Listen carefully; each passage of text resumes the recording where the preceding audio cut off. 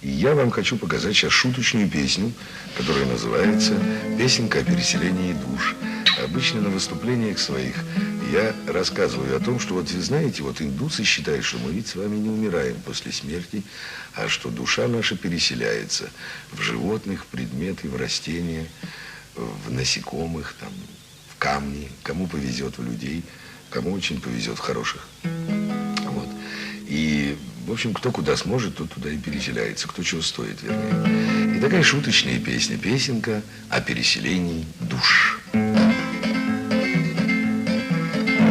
Кто верит в Магомета, кто в Аллаха, кто в Иисуса, кто ни во что не верит, даже в черта назло всех.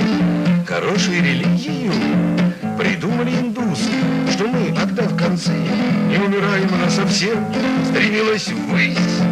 Душа твоя, родишься вновь с мечтою, но если жил ты, как свинья, останешься свиньёю.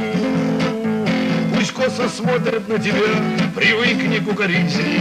Досадно, что ж, родишься вновь на колкости гораздо. А если видел смерть врага еще при этой жизни, другой тебе дарован путь, это верный зоркий глаз, живи себе нормальненько.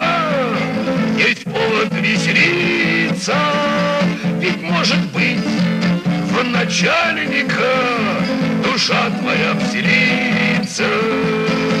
Пускай живешь ты дворником, родишься вновь прорабом, а после из прораба и до министра дорастешь. Но если тут, как дерево, родишься баобабом и будешь баобабом 1000 лет, пока помрешь.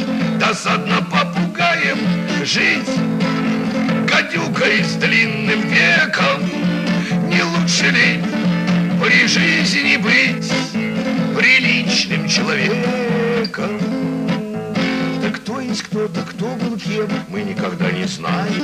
Кто был никем, тот станет всем. Задумайся о том, быть может, тот облезлый кот был раньше негодяем, а этот милый человек был раньше добрым псом. Я от восторга прыгаю, я обхожу искусы, удобную религию придумали индусы. Ну вот, теперь, значит, вы улыбнулись, опять давайте всерьез уйдем, потому что нельзя много улыбаться, говорят, морщины от этого.